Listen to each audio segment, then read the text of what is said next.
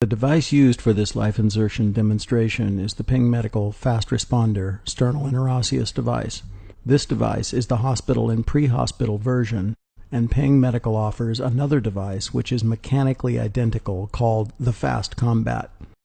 The Fast Combat, shown here, is packaged and colored for military use. The volunteer patient is a 32-year-old male in excellent physical condition.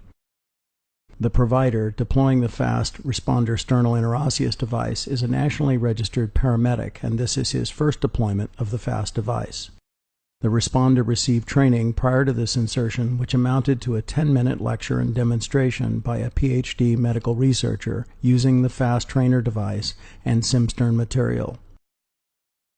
This is not a training video, it is a live insertion demonstration.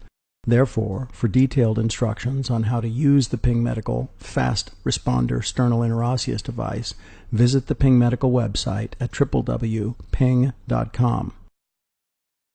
The skin surface was cleaned and dried pre-insertion using an iodine skin prep swab.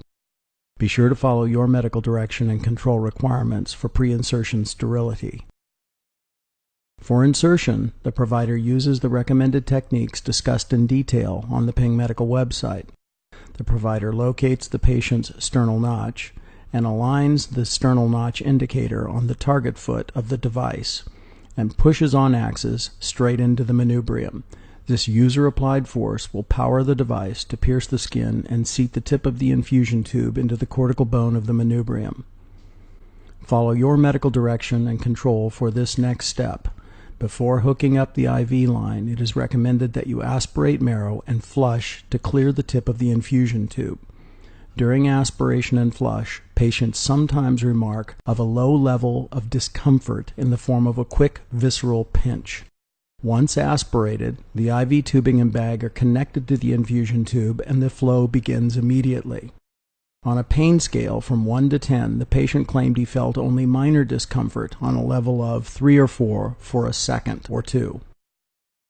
Flow rates can be as fast or as slow as needed. While maximum flow rates in excess of 100 cc's per minute are possible, there is typically no need for such a high flow rate except in cases of severe trauma.